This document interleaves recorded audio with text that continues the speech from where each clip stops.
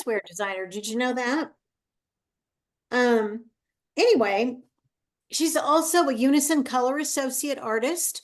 She teaches classes at Cameron Art Museum in North Carolina, does demos and workshops all around the country, and of course, also Jeri's pastel exhibitions.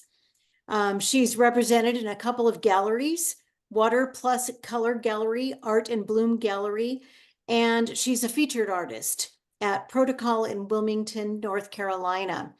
And you know, if you aren't familiar with Jeri, you haven't been paying attention, is what I like to say. I love seeing Jeri's um, portraits, especially because she just makes it look so easy, and she doesn't get bogged down in the little details, and yet she just like, I don't know, I can't describe. She makes it look as though it just grows out it grows out of the paper. So I'm not going to talk too much. I'm going to let Jeri get started and show us one of her demonstrations of her amazing work. Jeri, thank you so much for coming back after that crazy, that crazy event. Yes, my apologies to everybody. We were out without power for a day and a half, which is always thrilling. But as I was saying to Pam, there's a lot of construction going on in my neighborhood. They're what I consider overbuilding. And so we occasionally have blips in our internet, in our power. I think the infrastructure of our town is just not made for the influx of all the northerners that have been moving down to Wilmington, North Carolina. So again, my apologies, and thank you for sharing some of your Saturday morning with me. The hardest thing about my work with you guys is the time difference. So you, it's 1 o'clock in the afternoon here, and when I'm done with my demo, you guys have the rest of your day, and I hope you have a beautiful weekend and happy holiday, Merry Christmas to everybody. So I'm going to get started. I know we have a period of time, so I'm going to turn my easel, and I have drawn out ahead of time, just in white charcoal pencil, one of my favorite models. Her name is Leah. I work with her quite a lot. Most of my work is either portraiture, figures, or still lifes. I don't really do landscape work. I'm very hinky about being outside. I like the quiet of my studio or the bustle of a classroom, but I do not do well outside plein air painting, no matter how many plein air setups I spend money on. They usually end up going right back in the closet. So as you can see, I am starting to play around with where the highlights are on her. She's sitting outside, so it's overhead sunlight, but it is coming down from this general direction. I like to give myself a little bit of an arrow to remind myself where her highlights from the sun are coming. And I'm okay if anybody asks questions or asks questions in the chat, and you guys just talk to me while I'm working. That's fine. Sometimes, you know, when you do a demo and you're here and everyone else is someplace else, it's sort of weird to be talking to yourself in your quiet of your own house.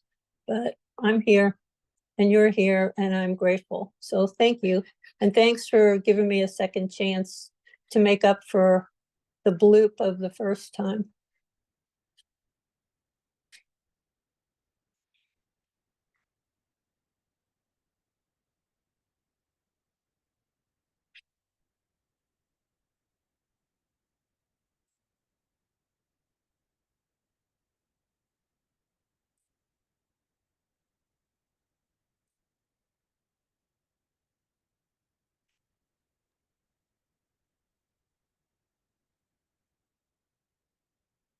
Jeri, did you tell us what kind of paper you're working on? I'm sorry. I'm sorry, can you talk a little louder though? Oh, did you tell us what kind of paper you're working on? Did I miss that? No, I'm on anthracite pastel matte. I usually work on dark paper, either pastel matte or UArt 500, the black one. And if I'm not, if it's regular UArt, I tone it with something because I don't like that tanny color. I have to work on a mid-tone or a dark color. That's just my preference.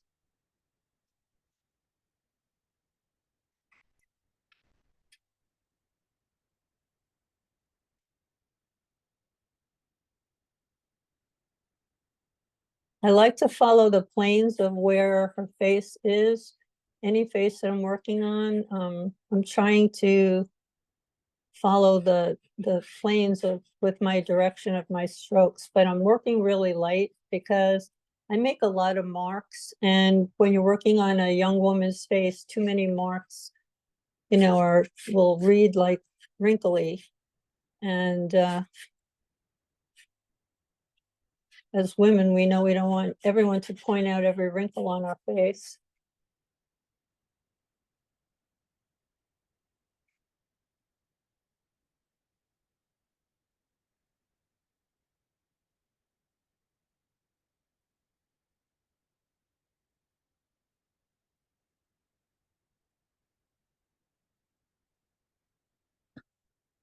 I also work with various hard and soft pastels so that they can sort of go over each other and play nicely. I try and get my pastels to play nicely with each other. Sometimes they do, sometimes they don't.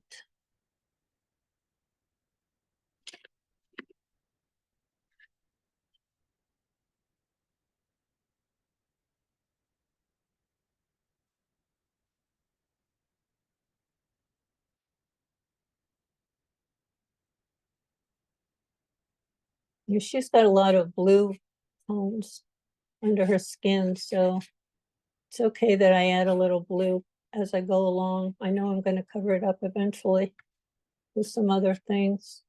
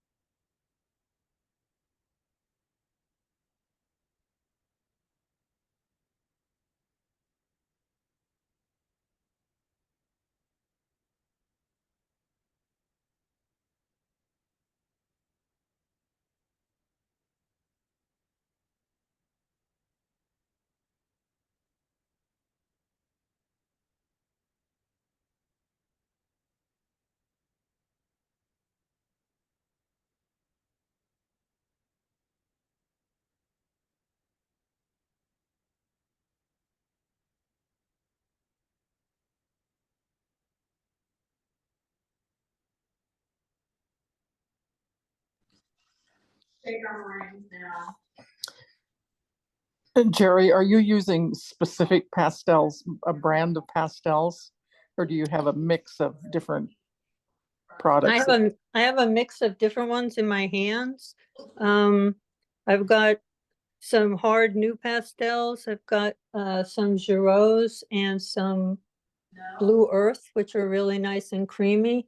So I like to go back and forth with them with different layers. Thank you. So we need 25. Okay, right?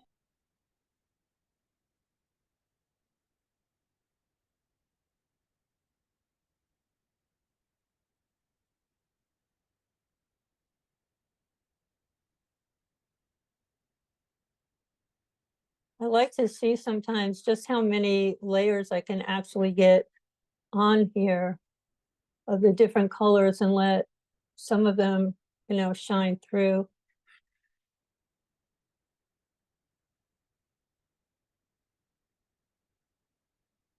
Like obviously, she's got some highlights there that are yellowy green, but that, you have to go also by what the camera messes up for you as far as true color. And I think that sort of gives me some permission to add some way off base colors, as long as I can get the values correct, then I feel a little bit more confident changing up colors. And also, depending on what paper I'm on, especially since I work mostly on dark paper, the colors will react differently than, say, I'm in my classroom and they're working on lighter paper. They try and use some of the colors I use. Obviously, they're going to be a little different. She's not so orangey, so I got to tone her down a little bit.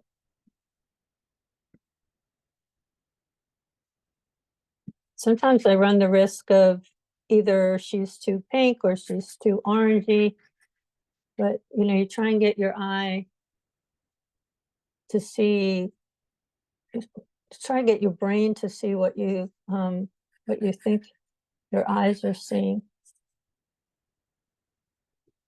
And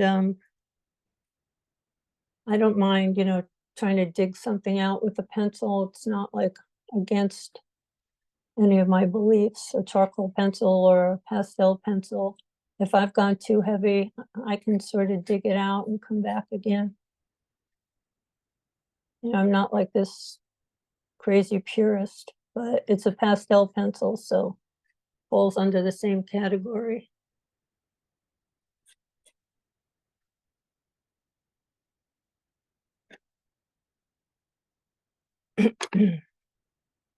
One thing I've learned from painting a lot of portraits from life is the colors that your brain thinks you see are not necessarily what they really are. I mean, nobody's white of their eyes is white, and sometimes it's red, sometimes it's got a blue tint to it. And moving out here to North Carolina, I have so many allergies. I live on Visine. I don't think I've seen the white of my eyes since I left the Northeast. My eyes are always so red.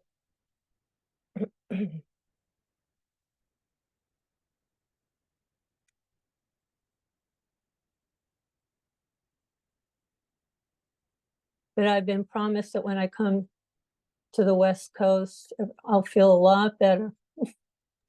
Oh, yeah, the world will be so much better when you come to the West Coast. Yeah, you guys aren't anywhere near the fires, are you? Well, not at the moment. No, I mean, we read about it, and you hear about it. And I can't figure out, where everybody is. It's just on the other side. Right now, the But fire, if they're in Southern California right now, and I'm in Northern California, but we take turns with those. yeah. Well, I actually went to an allergist when we moved out here because my nose runs and my eyes are bright red. And they did all those, tests where they poke you with a million different things. And the doctor said, I hate to tell you this, but each one of them came back negative. So it's really just what's in the air here that you are having trouble with. And I'm like, yep. So when we go back up north, my son, one of my sons lives in Philadelphia, and friends and relatives are still up in New Jersey and New York. When we go up north, my husband says, you're blowing your nose and I'm not sneezing. So there's a lot of whatever's in the air here, I guess, from the trees.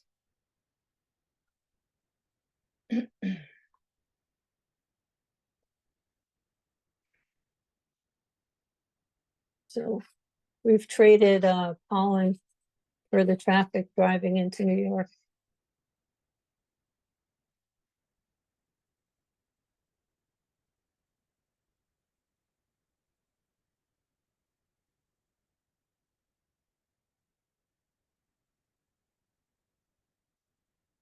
She's definitely got some blue going on in her face.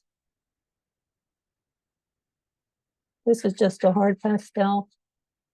I'm trying to do the shadows with.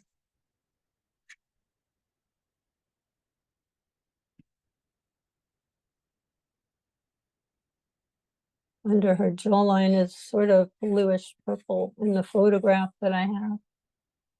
I can show you the photograph in a bit if you want.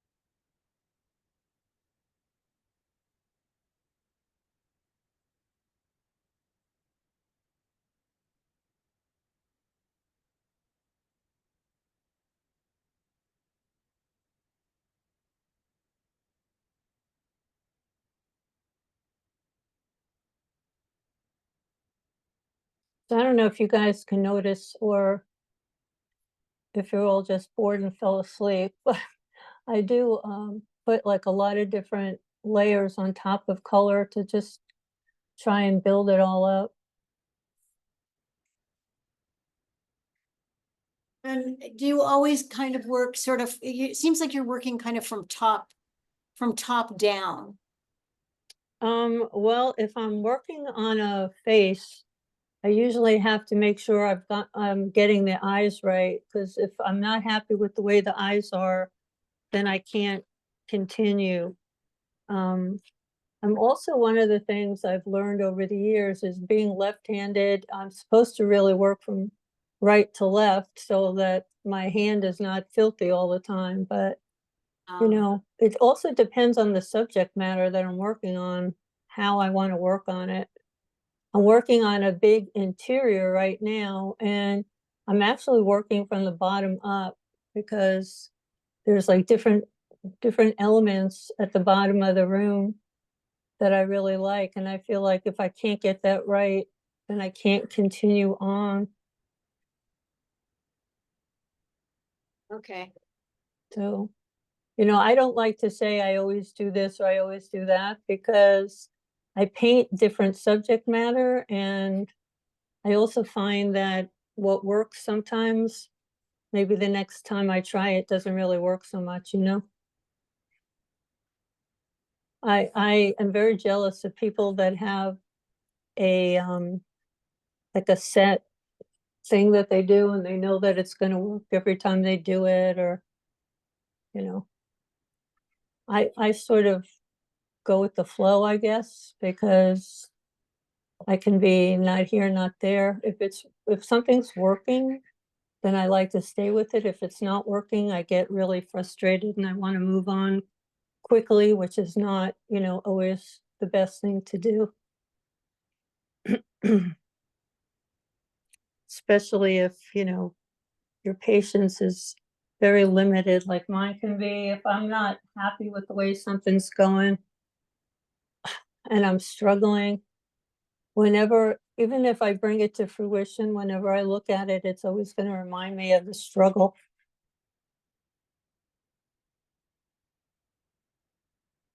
Like I said, I'm really jealous of people that can work on something and put it away and then come back to it. And I mean, I do that sometimes if I'm working all day and I'm getting tired, you know, I'll leave it and come back the next time I'm here in the studio and look at it with fresh eyes. But I don't know, I get very impatient with myself. And of course, you know, I tell my students the complete opposite, don't be impatient. But, you know, do what I say, not what I do, kind of deal, maybe.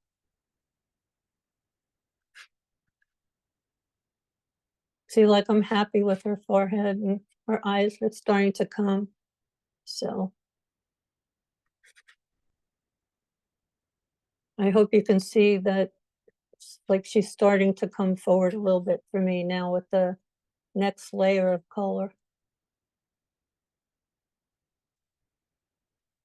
You know, sometimes when you're watching something on Zoom, you're seeing the color not the same way I'm seeing the color, you know, which was really difficult during COVID when all my classes were taught via Zoom and my students would, you know, email me what they're working on. And then I would have to put it up on my screen, and my screen colors and their screen colors, like nothing was, you know, nothing really was the same because you're going through so many different iterations from their camera to their computer to my computer. And every time then I would put it back up on the screen for somebody to see, they were like, but on my computer and on my color, you know, the way their screen was color calibrated, it was not the same. So I know every teacher that I've spoken to who taught via Zoom or who still teaches via Zoom, that's one of the things, one of the tough things about doing things online is it's never going to look exactly the way it does in your studio. So you try and do as much as you can, as best as you can. It's not the same, you know, being person to person is never the same as a Zoom class. I was really happy when the museum I teach at was going back to people face to face, because I was one of those people that just hated technology and, you know, felt like I was born in the wrong century for it.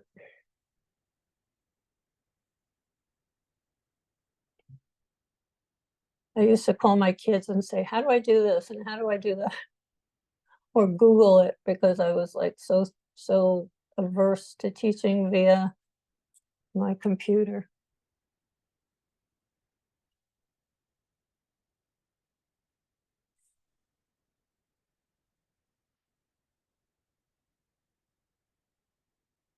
So again, my apologies for messing up the last time, but I'm glad we're together now. So thank you for letting me come back again. Well, thank you for being willing to come back. That would have been a great loss. Well, you're being awfully kind.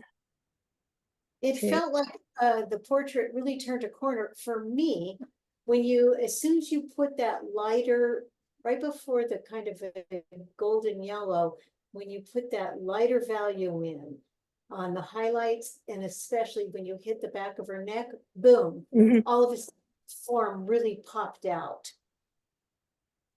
Yeah, I'm trying to not forget about what's underneath here so that they're all pretty much connected, but you know, like I said, if I don't feel like her eyes are correct, it's very hard for me to move on. And I still think there's a little wonkiness going in that inside of that eye. So I'm trying to unwonky.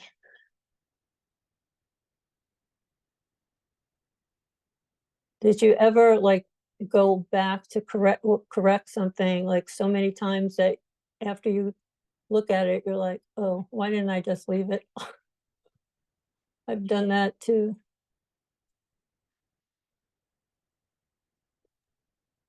So many times.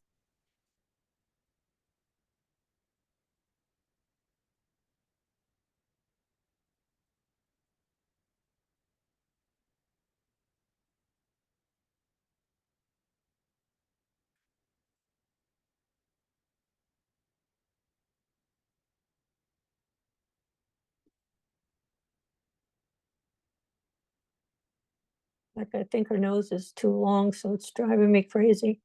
I keep trying to fix it.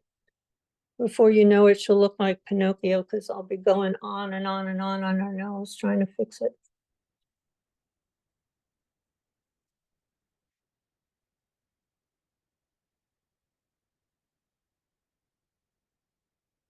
I have this habit of making noses too long and then having to go back and pick them back up again. I always call it like, you know, giving my model a nose job.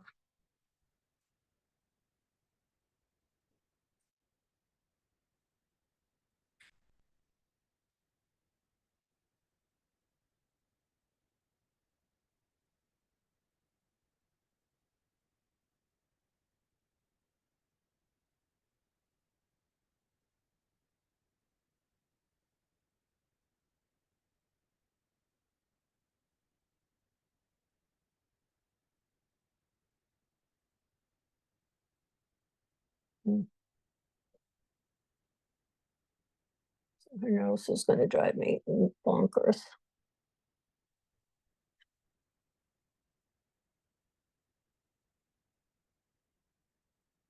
And I've painted this model so many times, and I tell her every time she comes to my class, I'm like, you know, I'm going to have trouble with your nose.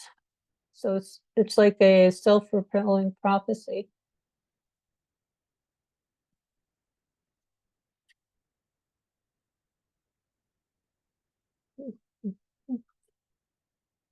Oh,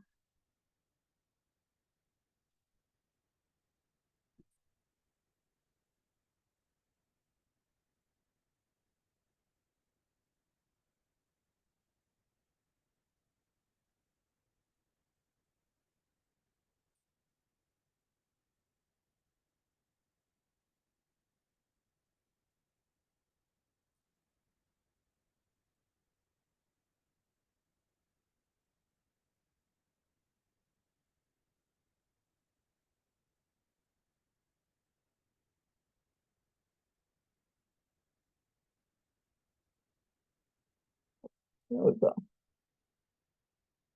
Oh, where?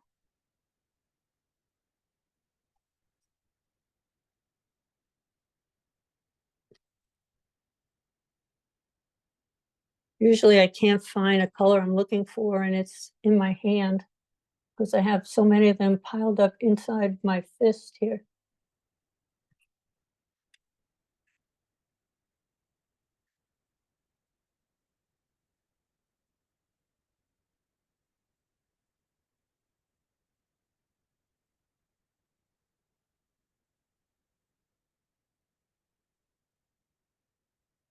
So Terry Lynn did a demo for you this past week?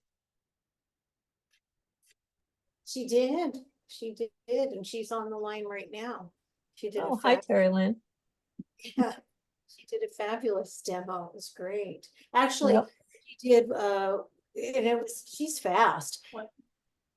She did, two. She managed to do two. I mean, looks Well, like we she's have a- everything out, so I'm pretty sure it would be an inconvenience for me to not have you make me another at this point. Well, then she's a lot faster than me. That's sad. Poor Theo. Still on mute. Well, it was less detailed, more, I hope it wasn't suicide. more expressionist, a different style. Right, that's kind of, yeah, I mean, he's like 40, so. 41. I can't tell remember who's how much talking. older he is. I think at least 4 years, but we weren't in high school with them. Maybe Who's 5. talking?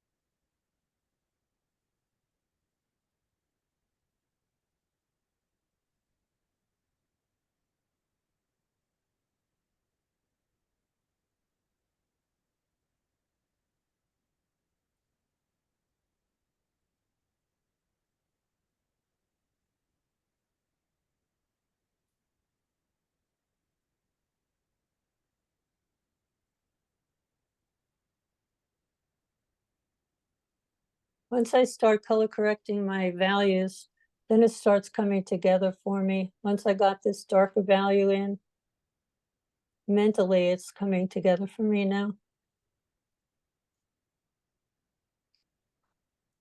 I don't know if you can see that.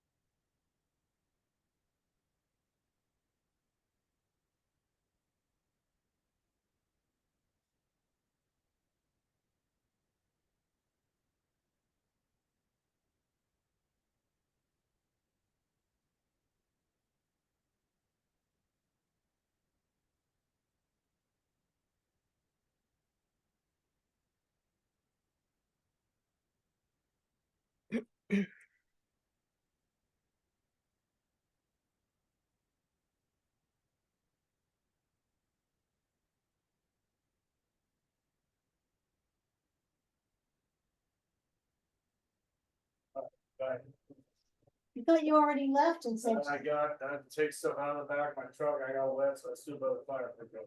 oh, okay, babe, see you later.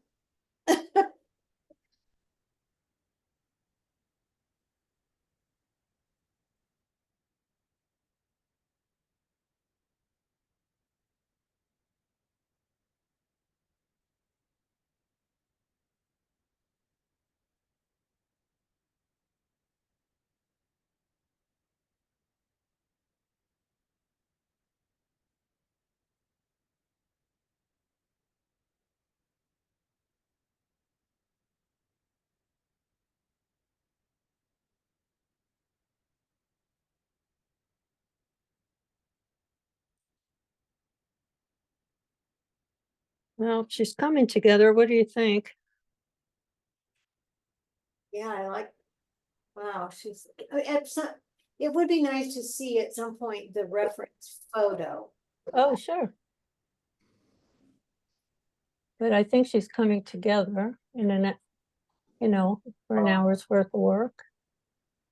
Absolutely. Yeah, that's looking great.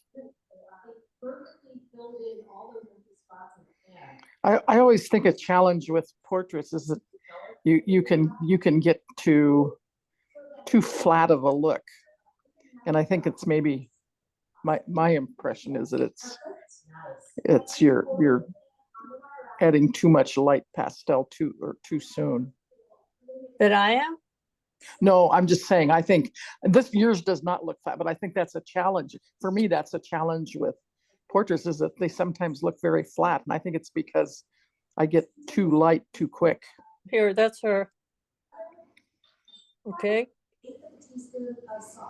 Over medium heat, I'm going to bring this to a boil. So I'm going to let this cook for about 4 minutes until some large bubbles. Yeah. I don't know, because I don't know if somebody's talking to me or somebody's just talking. That's someone in the background. Okay. If you're talking to me, you just gotta wake me up and let me know.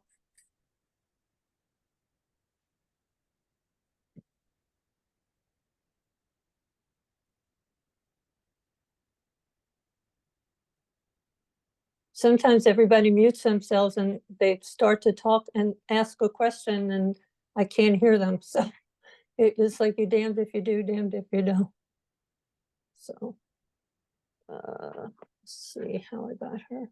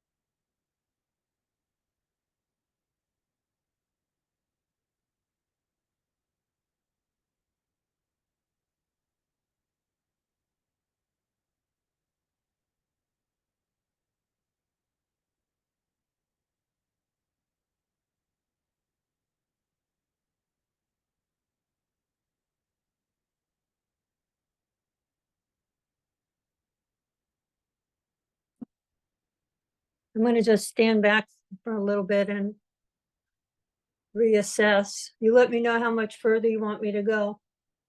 Can you tell us, Jerry, what you were thinking? What was on your mind when you added those bits of bluish purple there? Was it temperature that you were thinking of, or just what? You mean these? Yes, yes. Yeah, I like to add a bit of blue and purple to the skin all the time. It works good for me as a sort of contrast to how orangey, fleshy Caucasian skin can be. So I like to add a little pop of blue in different places. Sometimes pure orange or sometimes pure purple. Just a color that to me is unexpected, because otherwise I feel that skin tone can be really flat. And since I do not paint in a photorealism kind of method where every pencil mark has to be exact and everything, I try and do a little bit of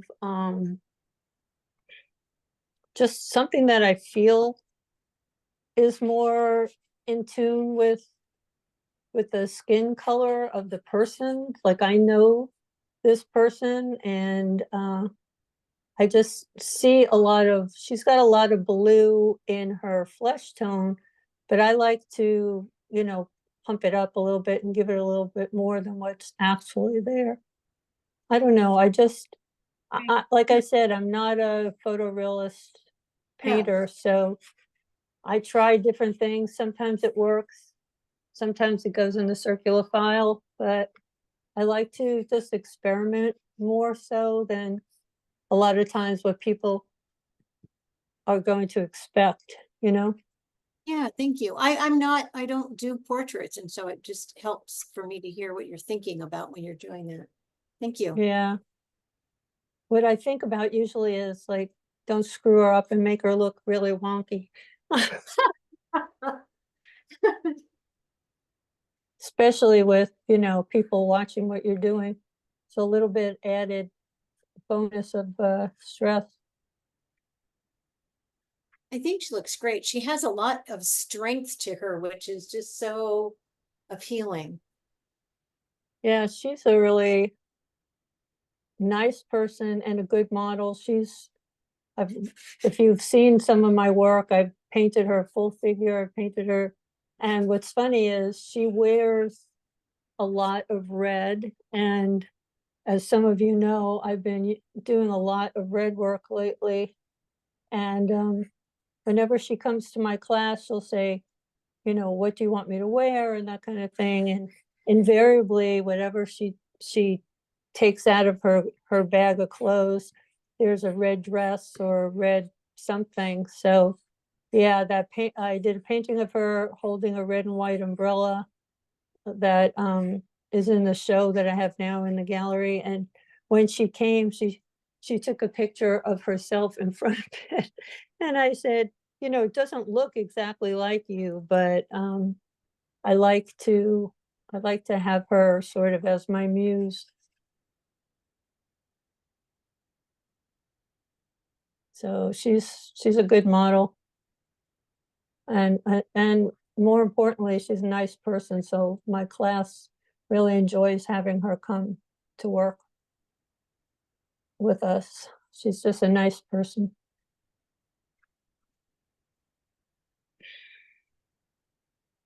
So obviously, I haven't done any of her hair or any of her neck and that kind of stuff. So like I said, you tell me how far you want me to take this in the hour, and I can always finish it up afterwards if you'd like.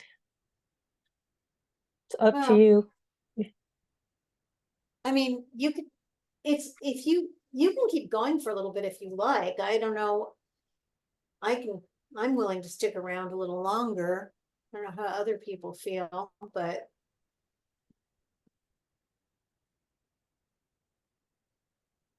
it's going to be recorded anyway, so.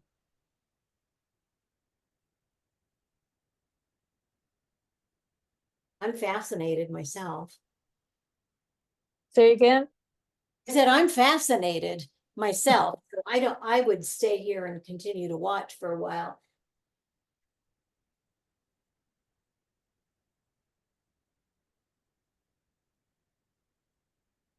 I have a habit of making chins too big. I don't know why. But I usually do.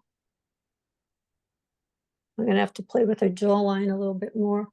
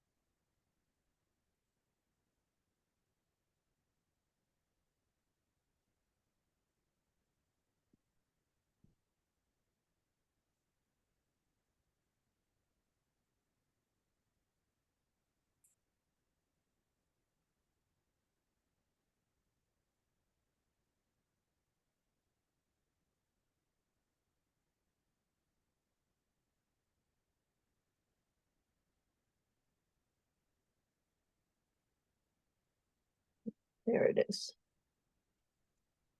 Okay.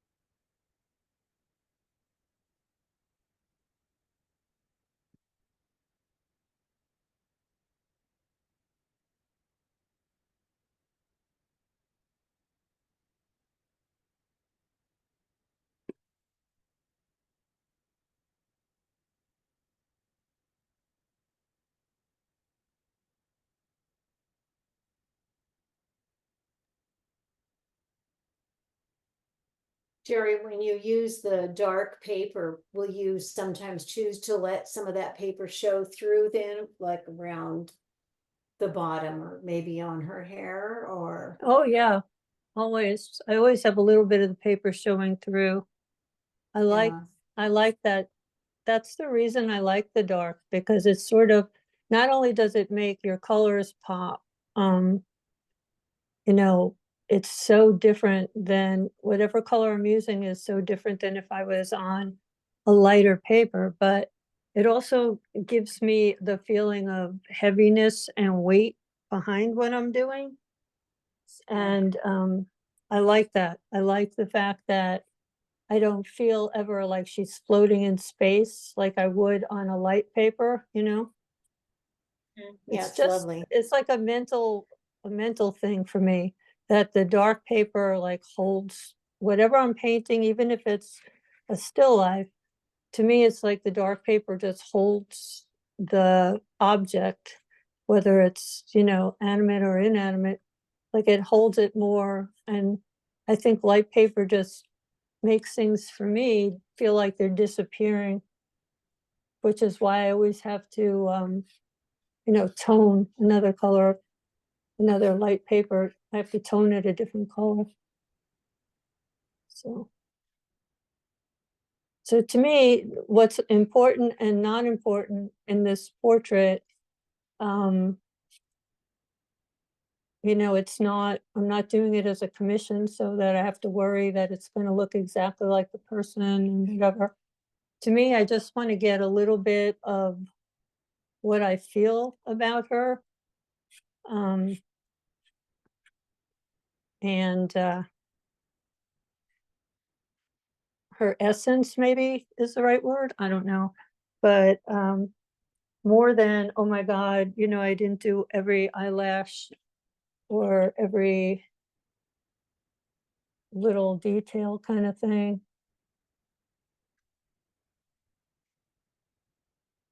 Like it may not even really look like her. Like if you knew the model, I don't know sometimes whether you'd say, oh, that looks just like her. Like I'm not ever really going for that unless, of course, like I said, it's a commission and I have to have something look like the person. But I just like to get like the essence of who she is. I like to get that down. And you know, I'm working quicker than I usually work. And I can go back and forth a million times when it's just me and I don't have anybody watching me. But you know, if I am unhappy with something, I'll take alcohol and smush it off sometimes. And a painting I just finished recently, not a portrait, just a still life. I mean, I did it on repurposed paper and that paper has like 4 different paintings underneath it. So, you know, it depends on what I'm doing and what, who I'm doing it for, and if I'm just doing it for me. I'm trying lately to give myself less pressure because I feel like I've spent, you know, 50 years in pressure cookers of my own making. So I'm really trying to, at this stage in my life, everything's not the end of the world, which is, you know, 180 from the way I've lived my life in the past and the way I was brought up usually. So I think I'm going to leave her like that for a while and let her percolate, and then I'll come back to it and touch up other little things. I think if I keep working on her now without stopping to examine her, I may make it worse. Yeah. So Wow. is that okay? That's great. It's wonderful. Thank you, Jerry. That is just really, she's beautiful. Yeah. Well, thanks for having me back, West Coast. Thank And you, Jerry. Really beautiful. Thank you so much. Yeah, thank really. you. And everybody, Jerry is going to be coming out to the West Coast. We're making plans for her to come out. and do a workshop for us live and in person in June of 2025. So be watching for I hope more. so. That would be great. I'm looking forward to it. Yeah, definitely. We're working on that. So watch for more information about that to come out soon. And yeah, we've got her roped in because she's got a son over here on the West Coast. So she's definitely gonna come. Yeah, the heck with you, the heck with you people, right? No, I'm looking forward to meeting people that I've only, you know, spoken to online and on Facebook, or people that send me emails and stuff like that. So, you know, I'm sorry again that we had to reschedule, but I'm glad everything worked well. And if there's any questions before I go, just shoot them to me now. If not, I'll see you when I see you, and Merry Christmas to everybody. Yeah, last chance for questions, folks. You can unmute. Thank you so much. It was very great to watch this. Oh, thank you for being Thank here. you. Thank you. Thank you. Thanks, Jerry. Okay, thank you, everybody. Happy Thank New you. Year, and hopefully I'll see some of you guys next summer. Thank you. Okay. Thank you. All Okay, right. bye. Thanks, Bye bye. everyone. Thank you, Happy Jerry. holidays. Yeah. Happy. Bye. Thanks a lot. Bye-bye. Bye. Thank you, Pam. Take care.